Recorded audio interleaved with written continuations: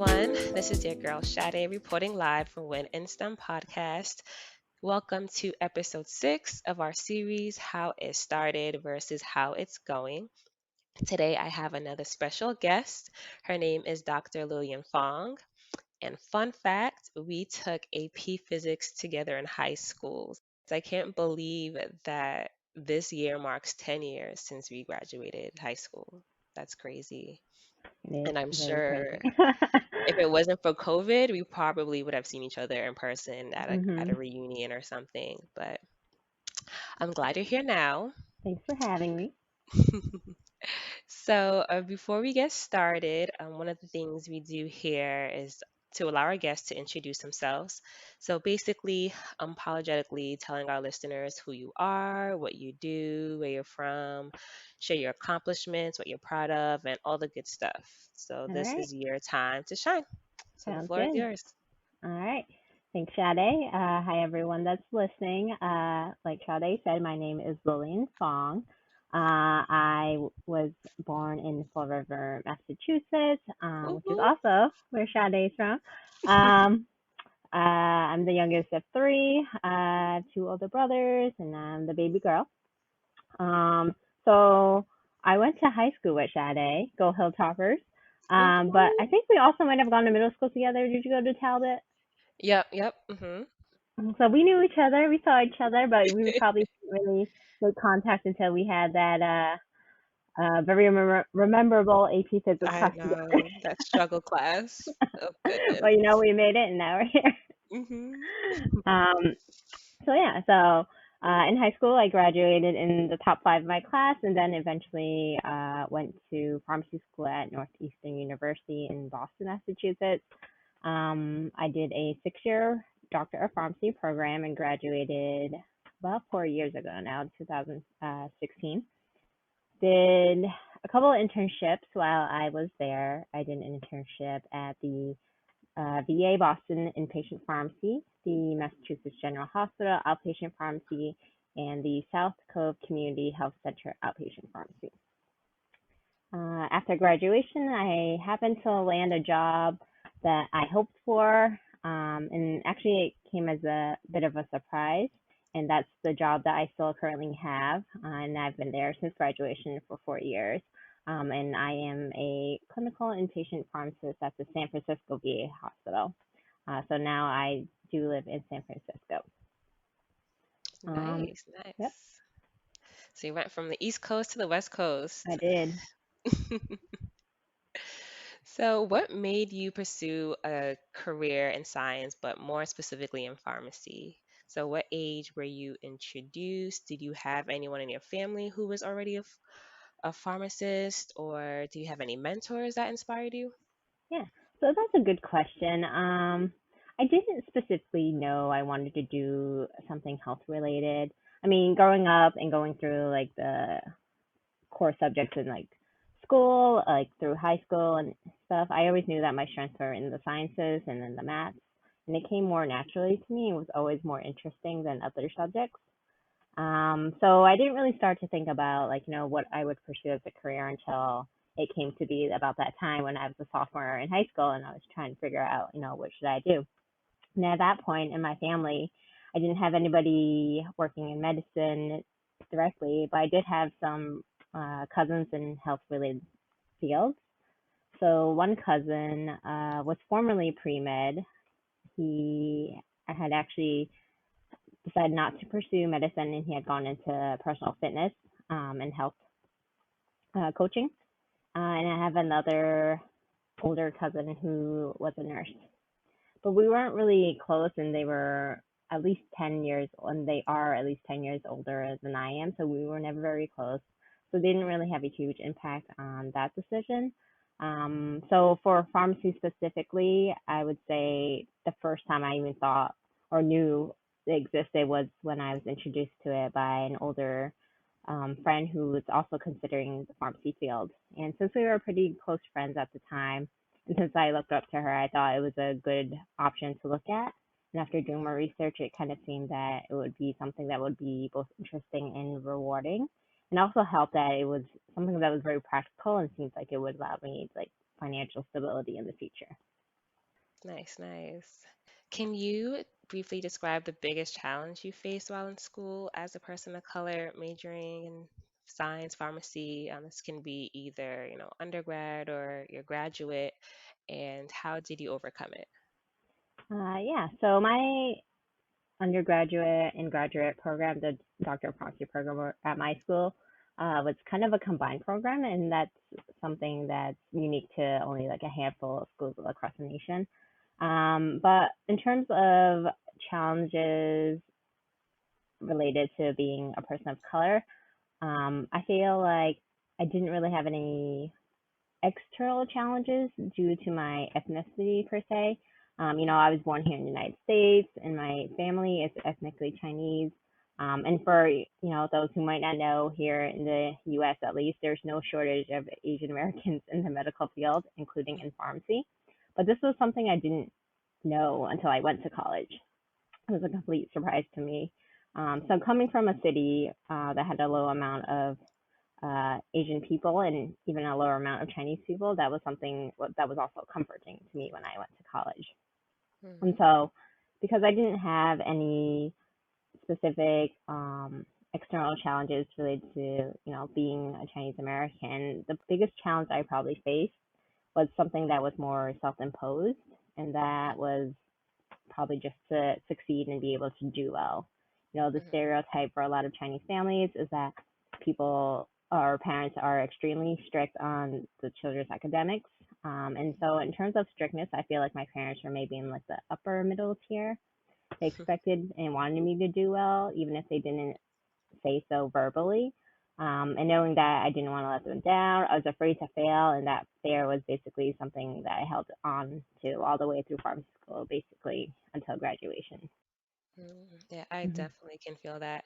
My parents were the same way, very strict with our academics. And Hmm. I can remember coming home with maybe like a 95, and my dad was like, "Hey, what happened to the extra 5 points? What happened? Yeah. Isn't 95 okay? Like, it's still an A."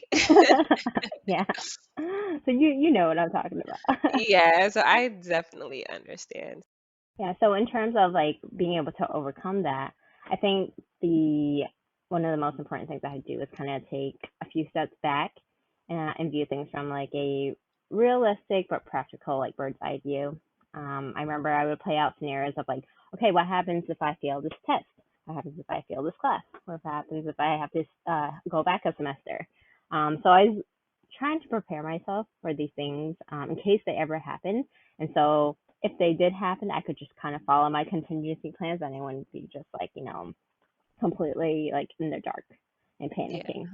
And I would also try to explain my curriculum as best I could to my parents. But of course, Mhm. that was hard too because of the language barrier that we had, and I never really learned how to say like very advanced words in the Chinese language, so that was always difficult as well, especially because they were also unfamiliar with what a college education entails, especially like a Mhm. pharmacy doctorate program.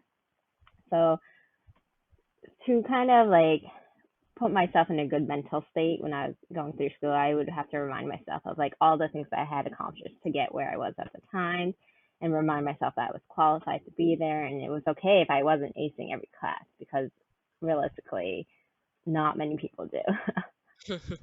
Yeah. If you beat the average, then you're okay. Yeah. In college, were you part of any science clubs? And if so, did they help you land your dream job? So in college, I was a part of several different science clubs, I guess you could say, but of course they were all directly with pharmacy organizations. See, the two that I was most involved with were probably APHA and SNAFA. APHA, I believe, stands for the American Pharmacist uh, Association or Academy, and then SNAFA stands for the Student National Pharmacy Association. Um, so they kind of focus on the same things in terms of like being more related to outpatient based pharmacy and outreach. Uh, but SNAFA specifically was more geared toward those who serving those who were underserved. They didn't directly helped me get the job that I'm in now, which I would consider one of my dream jobs that I had hoped for after graduation. Again, currently, I am a clinical inpatient pharmacist at the San Francisco VA hospital. Um, so even though they didn't get me to the job, they did give me a great amount of exposure as to what different types of pharmacists exist and help me connect with peers and really kind of network with those who had experience. Going into my pharmacy program, I originally thought that I would get like a retail job at a local CVS or Walgreens, but being in these types of pharmacy organizations showed me that there's so much more that I can accomplish with my degree and so many more avenues that you can pursue outside of retail pharmacy. That's awesome. Yeah, I definitely recommend for people to join clubs in their field or different national organizations just with the exposure.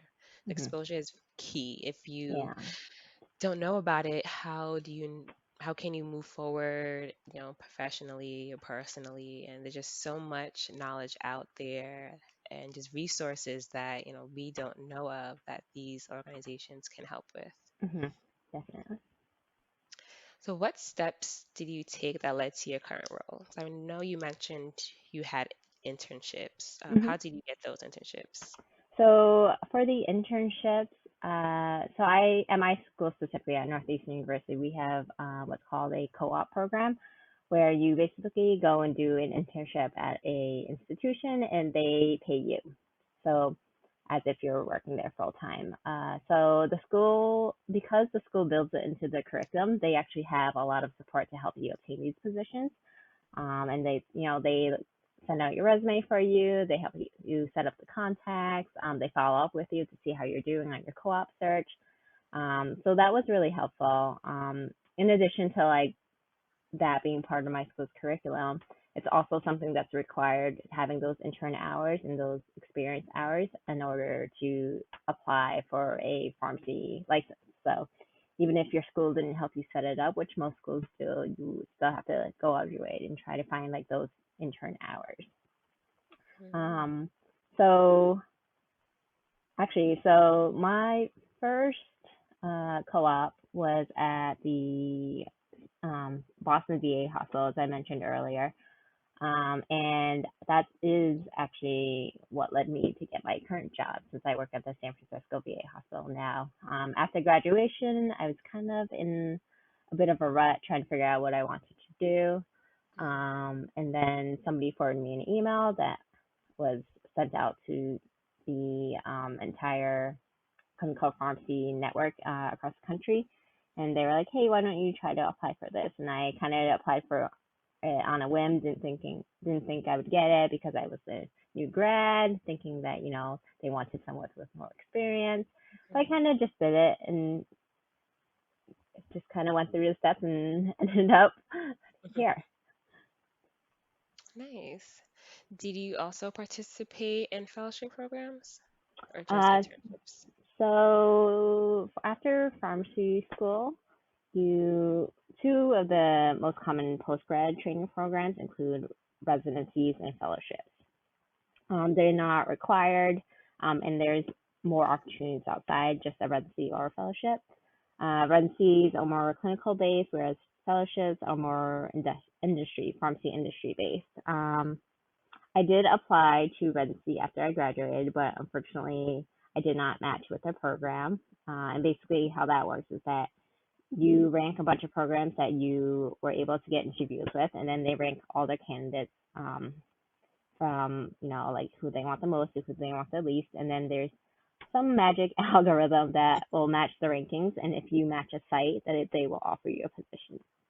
So I interviewed at 4 sites, and unfortunately, I went through the whole matching process and I didn't match. And at the time, it was really heartbreaking because I thought, or I had really wanted to get residency after graduation. I had my heart set on it. I wanted to stay in the Mm, Boston area and be near my family. So yeah, at the time, I was devastated. I was like lost. I was like, what do I do now? Like, I felt like everything I worked for was like completely down the drain. But looking back now, I'm actually really grateful that I did not match with a residency because I never would have pursued this opportunity in San Francisco. Um, at the position that I have now. I actually am really, really grateful that I didn't match back then. See, yep, everything happens for a reason. Yeah. So it was a blessing in disguise. I just didn't know it at the time. That's awesome. Can you speak to any challenges you face in your career and how you address them and if it ultimately helped you move forward in your career? Yeah. So, as you become a new practitioner right after graduation, everyone tells you it's like, yes, you are technically a licensed pharmacist, but and you have your doctorate, but that's baseline knowledge. Everybody should have that. So you're not any better than anybody else that has those same credentials already, since that is the standard. But basically, when I started this job, I moved here to a new city. I didn't really know anybody in the city. My brother and his wife live about 7 miles away in Oakland, which is about takes about 45 minutes or so to get to. But besides that, I didn't know anybody, and at work, I didn't know anybody. So I went in feeling like I just didn't know enough coming out of school. Mhm. Yes, I had passed my board exams. Yes, was licensed, but I still felt like completely in the dark. When I started getting training, I felt like I wasn't progressing well enough as a new employee. Um, so I would try to review clinical topics and resources during downtimes at work, making sure that I was familiar with guidelines and hospital protocols. Another challenge that I had was just trying to understand my colleagues and adjusting to the work culture there. And it's actually different than what I have experienced on the East Coast. I feel like on the East Coast, people are grinding harder versus on the West Coast, they are more advocates for better work-life balance. And so I think I was coming from the mindset of being like, working to the bone, and then coming here, it's like, oh, these people are a little more relaxed, and they, take more opportunities to learn as a team versus like being individual go-getters. Mhm. So I think I really had to make an effort to try to get to know everybody, and show that I appreciated the time that they were spending training me. Um, Over time, I think after gaining confidence and knowledge, I probably took me, say, maybe a year before I was really comfortable with being able to give feedback on how I was trained and being able to give input on system improvements within the pharmacy department. I've been able to teach students and residents and even other staff, and I've also recently been able to take my board certified pharmacotherapy specialty exam, which I just found out I passed, I don't know, like a week ago now. So that was Oh, exciting news for nice. me. Nice. So, at your job, were there any organizations to help you with your smooth transition outside training on your program? Um, I don't think so, honestly. Or maybe I just didn't know about them or how to pursue them. But in terms of, then maybe that's one thing we can actually work on. So I think, so the funny thing is, when I started my new job, I moved from, Boston to San Francisco. I had graduated in May, and then I moved in November of 2016. So when I moved to San Francisco, I became, a clinical inpatient pharmacist. But at the same time, there were pharmacy residents that were in the middle or had just started their residency program. So even though we were technically like in the same year of school and then had the same amount of experience, I was technically deemed to be kind of like superior to them because they were like in an official training program versus I was just training on the job. So it was kind of in a weird situation where it was like they helped me, I helped them, and we were kind of just getting through it together. Yeah, you need that network. Definitely that network. So, as a person of color STEMinist, what is a great way to stand out and be seen as an asset on your work team? What is a great way to say that? Let's see. So I would say definitely contribute and go above and beyond like what your job title is or your job position is. Mhm. Be sure to take on projects of interest that are beyond the duties of your job. It's also important to be able to have an experience to train others as well. Mhm. You always want to be able to keep up with literature and be able to really work on your communication skills so you can really be a good asset to your team. Yeah, I definitely agree, especially the mentor aspect. Hmm. By teaching others, you're proving to yourself that you know the information, and also the other party, flip side, they are learning from you. So Hmm. being able to teach someone and also having others teach you, Right. I think it's different important to be aware, like, you have to know that you don't know everything everything. and Yep. nobody knows everything. And in medicine, it's like that's why you have so many people on the team because they all know a little bit of something that can help Hmm. better the patient's life. Yep. Exactly. So looking back, in your schooling, Hmm. are there any resources you feel pharmacy students or pharmacists desperately need but are not provided? Yes. So as a student, I feel like I wish I had more career support and opportunities to kind of shadow different types of pharmacists. I remember actually in high school before I started pharmacy school, I had tried to, go call up the CVS or call up the Rite Aid and be like, can I just come in and kind of shadow you and see what you do? But unfortunately, you can't really do that. It's kind of limited because of patient privacy and regulations of different institutions. So I think I wish we had more exposure to unconventional careers in the field. I feel like, again, as I mentioned earlier, there's really like two types of training programs, or most common training programs after graduation: residencies and fellowships. But there's so much more than that, and I didn't know that, and I feel like people still don't know that, even now. And to get that type of information, how would someone go about it? It's simple search or reaching out to their department head. Yeah. So one thing is, so in school they did bring in like like a couple of speakers, but they were people who were more in the traditional path. I think something that's really developed now that wasn't around even 4 years ago was really the online communities, Mm. and also the number of people who go down these unconventional fields who are willing to reach out and do like meet and greets and like seminars and stuff about like what they're doing. um, so I think that if you also join a professional organization, they are also more open to showing up and coming pharmacists different opportunities they can pursue. Okay, nice, nice. So what advice would you have given yourself before entering pharmacy school? What advice? Let's see. Well, I would definitely say make connections, and not just like superficial networking or kind of know people, but kind of just on a passing by basis. But I would say make strong connections. Find people that who can invest in you and who will advocate strongly on your behalf. And now that I'm working, I see the importance of that.